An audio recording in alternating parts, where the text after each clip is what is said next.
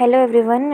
इस वीडियो में हम बात करने जा रहे हैं यूपीएससी सीएसई का जो मेंस हो रहे हैं उसमें जो एसए का पेपर है आज कंडक्ट हुआ उस पे बात करते हैं। तो एसए के दो खंड, जैसा कि आपको पता है कि दो एसए करने होते हैं। एक सेक्शन ए से करना होता है और एक सेक्शन बी से करना होता है। सेक्शन ए से 4 ऑप्शंस होते हैं और 4 में से एक सेलेक्ट करना होता है और सेक्शन बी से 4 ऑप्शन होते हैं, 4 में से एक सेलेक्ट करना होता है। पहला जो ऐसे है वो है thinking is like a game, it does not begin unless there is an opposite team. So it's all about the process of thinking. मतलब ये पूछा गया है कि व्यक्ति सोचता कैसे है, और सोचता जब है तो व्यक्ति तभी सोचता है जब उसके सामने कोई उसको किसी नई चीज़ का एक्सपोज़र होता है, उसको कोई तत्व मिलता है जिसके आधार पर वह सोचना शुरू करता है। उदाहरण के लिए जब गांधी जी को ट्रेन से निकाला गया था तो उन्होंने ये सोचा था कि ये डिस्क्रिमिनेशन क्यों। तो कोई इवेंट होता है, कोई ऐसी बाहर की अपोजिट चीज़ होती है जिसके कारण व्यक्ति में सोच डेवलप होती है। इसको हम एक मतलब बच्चे में कैसे सोच विकसित होती है जब वो बाहरी चीज़ों को सीखता है, समझता है, और एक रैशनैलिटी कैसे, इस तरह से हम कई सारे डायमेंशंस को खोल सकते हैं इस ऐसे में। किस तरह से और अलग अलग डायमेंशन से हम सोच सकते हैं इसमें। जैसे कि हम देख सकते हैं कि जब राजा राम मोहन रॉय थे, वो गए थे विदेश में। उन्होंने एक इंडिया में जो माहौल था उसको अलग देखा। फिर जब वो बाहर गए और उन्होंने विदेशी शिक्षा हासिल की तो उन्होंने देखा कि there was totally a different environment, और उनका जो थॉट प्रोसेस था वो इवॉल्व हुआ। एक तरह से हमें जब कॉन्ट्रास्ट मिलता है तो हमारी जो सोच होती है वो इवॉल्व होती है। This is all about thinking का प्रोसेस। फिर सेकंड क्वेश्चन जो है वो है visionary decision making happens at the intersection of intuition and logic. यानी जो हमारे डिसीजन मेकिंग है उसमें विज़न तब आता है जब वो लॉजिक और इंट्यूशन दोनों का मिक्सचर होता है। कई बार ऐसे डिसीज़न होते हैं जो प्योरली हम लॉजिकल वे पे नहीं ले सकते हैं, उसमें हमें कुछ इंट्यूशन भी होती है, और हम प्योरली इंट्यूशन पे भी नहीं जा सकते हैं। तो इंट्यूशन इसलिए होता है कि हमारा अंदर से हमारी अंतरात्मा उस चीज़ को कहती है। हम उस चीज़ को लॉजिकली सेटिस्फाई नहीं कर सकते हैं, बट हमारी अंतरात्मा एक चीज़ के लिए कहती है, that is your intuition. And logic is something कि वो आपके फैक्ट है, वो आपकी बातें हैं जो सत्य हैं, जो तथ्य हैं, वो दिख रहा है सामने सामने, दैट इज़ योर फैक्ट। तो कोई भी डिसीज़न, अच्छा विज़न वाला डिसीज़न जो होता है, that is something when you have combined these two things. ठीक है। और अभी तक के जितने भी विजनरी डिसीजंस लिए गए हैं वो इसी बेसिस पे लिए गए हैं। इसमें हम हिस्टोरिकल पर्सपेक्टिव ले सकते हैं, चाहे हमारा स्वतंत्रता संग्राम हो या किसी कंपनी में, मतलब स्टीव जॉब्स का एग्जांपल ले सकते हैं। और अलग अलग फील्ड से साइंस टेक का ले सकते हैं, जैसे चंद्रयान का निर्माण हुआ, या मतलब इसरो का ही अगर हम देखें तो उस टाइम पे लॉजिकली देखा जाए तो ये एक ऐसा देश था भारत जो गरीब देश था, और उस टाइम पे आप ये सोचो कि हम उस काल की कल्पना करें जब हम साइंस एंड टेक में नंबर 1 होंगे, तो उस टाइम पे कल्पना भी करना एक समझ लीजिए बहुत एक ऐसा कार्य था जो बहुत मुश्किल था, उस वक्त पे कल्पना करी गई। So this is your intuition. ठीक है। इंट्यूशन और लॉजिक दोनों का मिक्सचर होता है, तब हम विजनरी डिसीजन लेते हैं। तो ये क्वेश्चन है। फिर नेक्स्ट क्वेश्चन है not all those wonder are lost. मतलब जो भी भटक रहे हैं वो गुम नहीं होते हैं। यानी एक्सप्लोरेशन, जब हम एक्सप्लोर करने के लिए निकलते हैं, अपने घर से निकलते हैं और अलग अलग राहों पे चलते हैं, अलग अलग मार्ग पे जाते हैं, तो हमें एक्सप्लोर करना पड़ता है। हम बहुत बार भटक जाते हैं, पर इसका ये मतलब नहीं है कि हम खो गए हैं। और इसमें हम अलग अलग डायमेंशन से लिख सकते हैं कि अलग अलग क्षेत्रों में ऐसा चीज़ होता है कि लोग एक तरह से रिस्क टेकिंग की बात होती है, या जो भी लोग अभी एक्सपेरिमेंट करते हैं किसी भी चीज़ में या किसी चीज़ में निरंतर प्रयास करते हैं और विजिबली ऐसा दिखता है कि वो भटक गए हैं, वो कुछ और कर रहे हैं, वो जो समाज का जो एक निश्चित ढर्रा है उस पे वो कंफर्म नहीं कर रहे हैं, कुछ और कर रहे हैं। तो दे सीम कि वो लॉस्ट हो गए हैं, बट वो लॉस्ट नहीं होते हैं। जैसे कि गौतम बुद्ध हैं, ये अपने घर से निकले तो काफ़ी सारा समय भटके वो, तो भटकने के बाद उनको ज्ञान मिला। तो लाइक लेकिन वो अपेरेंटली ऐसा दिख रहा था ना कि वो तो राजा के बेटे हैं, सो उनके पास सब कुछ है और वो वहाँ मार्ग भटकने के लिए चले गए हैं। तो वो दिख रहा था कि अपेरेंटली कि वो मार्ग से भटक गए हैं या घूम रहे हैं, but he eventually got something. So इस तरह से कई सारे एग्जाम्पल्स हैं हिस्ट्री में हुए हैं, और भी अलग अलग जगहों पर हैं, ठीक है। तो वो हम सोच के लिख सकते हैं। तो it's all about your thinking process, ठीक है। आपका ओपिनियन कैसा है, आप कितना अच्छा सोच पाते हो, this is all about your ऐसे। ऐसा नहीं कि आपके बहुत नॉलेज जो होती है कि बहुत दुनिया भर का ज्ञान यहाँ पे कम, और आप कितने डायमेंशन से सोच पाते हो। Your thinking ability matters more in the ऐसे पेपर। फिर नेक्स्ट है, inspiration for creativity springs from the effort to look for the magical in the mundane। मतलब inspiration for creativity springs from the effort to look for the magical in the mundane. मतलब जो creativity होती है ना, that is not something कि वो आपको आप कहीं आप प्रॉपरली कहीं एक क्रिएटिव एनवायरनमेंट होगा तब आप जाके सोचेंगे। क्रिएटिविटी समथिंग यू आर एक नेचुरल चीज़ है। आप सामने जा रहे हैं और आपने देखा कि एक बर्ड बैठी हुई है, काफ़ी सिंपल सी चीज़ है, बट आपने उस बर्ड के ऊपर एक पोएम लिख दी।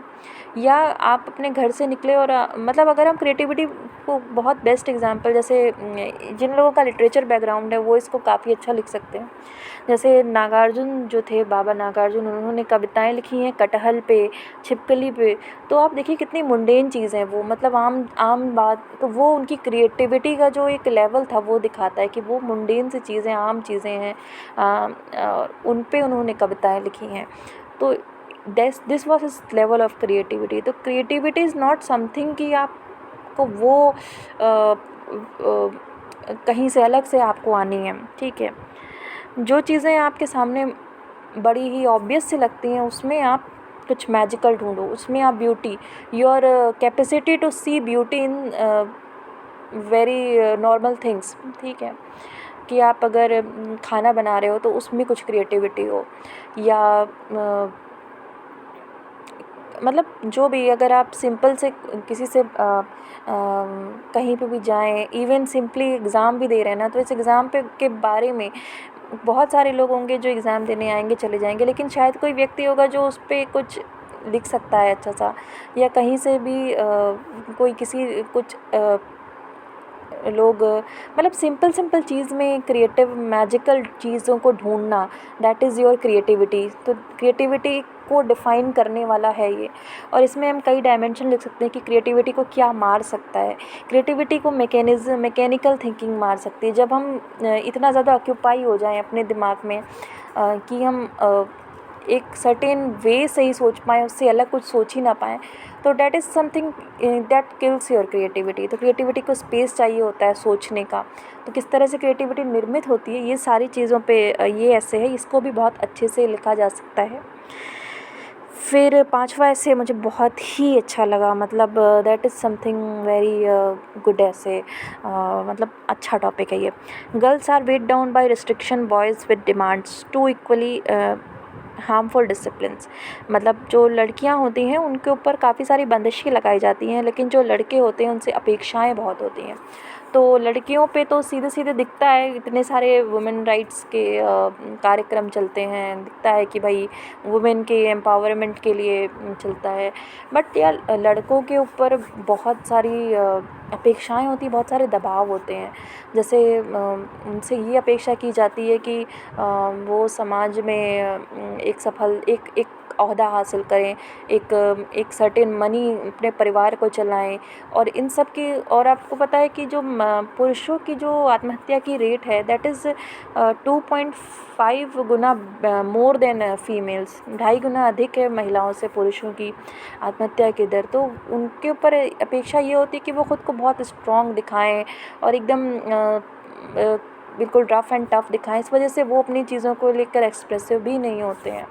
सो all this things are unsaid pressures and unsaid things on males. ठीक है, तो यहाँ पे वुमेन के बारे में बात करनी है कि वुमेन्स के साथ क्या इश्यूज़ हैं, वो हम सब जानते हैं. अभी तक महिलाओं पे ही ऐसे आते हैं तो वो सब जानते हैं लोग, लेकिन ये पहली बार मुझे एक अच्छा बदलाव दिखा कि उन्होंने पुरुषों के लिए बात की है, पुरुषों पे अनसेड जो प्रेशर है उनकी बात की. तो this is also a very very beautiful ऐसे.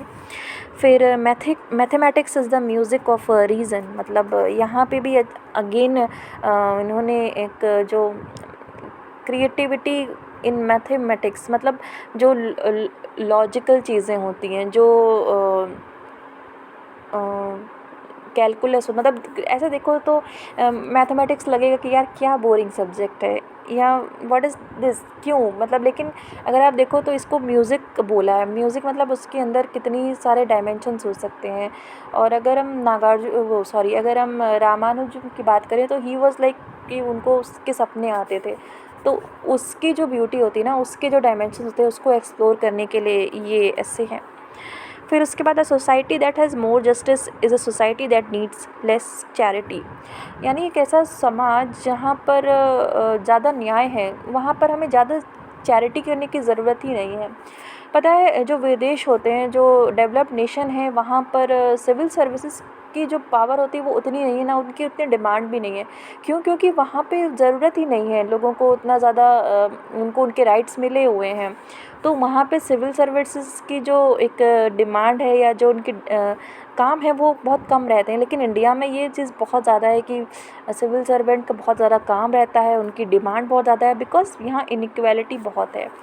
तो मतलब जहाँ पे इक्वालिटी है, जहाँ पे लोग बराबर हैं, जहाँ पर लोगों को उनके अधिकार मिले हुए हैं, वहाँ पे किसी को दान करने की क्या ज़रूरत है. वहाँ पे क्यों आके कोई किसी का मसीहा बन के आएगा, क्यों कहेगा कोई कि हम आपके लिए कर दें कुछ. तो basically we should focus on not giving something. यहाँ पे डिफरेंस दिख जाता है, किसी को कुछ देना और किसी को एम्पावर करना. मतलब हम किसी को देते हैं ना तो हम उसको डिपेंडेंट बनाते रहते हैं, और एम्पावर करते हैं तो उसके अंदर वो स्किल होती है कि वो आत्मनिर्भर हो जाए और उसको फिर किसी से कुछ लेने की ज़रूरत ना पड़े. तो डैट इज़ योर, ये भी काफ़ी अच्छा ऐसे है, इस पे भी काफ़ी सारे डायमेंशंस हो सकते हैं. फिर education is what remains after one has forgotten what one has learn in school. यानी आप स्कूल में क्या सीखते हैं. स्कूल में जो एक मतलब प्रॉपर स्कूल होता है, सब कोई जाता है स्कूल कॉलेज, एंड फिर उसके बाद जो आप एक व्यक्ति के रूप में क्या बनते हैं उस एजुकेशन से, दैट इज़ योर एजुकेशन. मतलब इट इज़ नॉट समथिंग जो आपने मार्क्स गेन किए या आपकी जो डिग्री पे आपके कागज़ पे लिखा है, that is not education. Education is something you are living. मतलब आपके जो जीने का तरीका है, आप किस तरह से अपने जीवन को जी रहे हैं, आप किन वैल्यूज़ पे चल रहे हैं, आप क्या डिसीज़न मेक कर रहे हैं, दैट इज़ योर एजुकेशन. और वो एजुकेशन सिर्फ कन्फाइंड नहीं है आपके क्लासरूम से तक, वो आपको हर जगह से मिल रही है, अलग अलग लोगों से मिल रही है, लोगों से इंटरेक्शन से मिल रही है, अपने एक्सपीरियंसेस से मिल रही है. तो all this are your education. और इस पे एजुकेशन पे भी ये अच्छा है. तो ओवरऑल देखा जाए तो इट इज़ नॉट समथिंग कि जिससे डरने की ज़रूरत हो. जो एक चीज़ यही है कि आपको लिखना पसंद है या अपने ओपिनियन रखना, ओपिनियन मैटर्स अ लॉट. अपने ओपिनियंस रखना, थॉट प्रोसेस, जितना ज़्यादा चीज़ों के बारे में हम सोच सकते हैं, अलग अलग डायमेंशन से सोच सकते हैं. और अच्छे एग्जाम्पल्स पे को हम मतलब पढ़ें, तो जितना ज़्यादा हमारी जो एक रीडिंग हैबिट्स हैं, that matters, and writing habits and thinking process. तो लिखना, पढ़ना, अपने थॉट प्रोसेस को इवॉल्व करना, नॉट इन अ मैकेनिकल वे. तो मतलब जीएस, मुझे लगता है कि ऐसे का पेपर ऐसा है जो जीएस से थोड़ा सा इस मामले में अलग है, कि यहाँ पर चीज़ें उतनी मैकेनिकल नहीं होती. You can be, you are free. मतलब आपकी क्रिएटिविटी को स्पेस मिलता है. You have to be, you can be creative, you can give idea. मतलब आप अपने आइडियाज़ को बहुत अच्छे से रख सकते हैं, एक्सप्रेसिव हो सकते हैं. तो this is a very beautiful way I think. मतलब अच्छा और इसमें भी चीज़ों को वही है कि हम अगर ज़्यादा से ज़्यादा और 250 नंबर का पेपर है, कोई छोटा मोटा कोई छोटी बात नहीं है, तो it could be very beautiful अगर आप एक मुझे लगता है कि मतलब चीज़ों को जितना ज़्यादा हम पढ़ के मतलब एकदम रटने वाला नहीं है ये कोई चीज़, थॉट प्रोसेस के इवॉल्वमेंट का ही मुझे लगता है कि हम अपने ओपिनियंस को बनाए रखें और उन पे मंथन करें, तो all this things will come handy in the essay paper of UPSC. ठीक है, तो दिस वाज माय व्यू कि भाई चीज़ों को अच्छे ऐसे हैं, अच्छे जो थॉट प्रोसेस हैं उस पे बेस्ड कि आपकी थॉट प्रोसेस अच्छी होनी चाहिए। और जितना हम अलग अलग जगहों से पढ़ते हैं, जितना कुछ अच्छा लिटरेचर पढ़ते हैं, तो all these things will come handy. तो this was my view on essay paper. Next video में मिलते हैं। Thank you.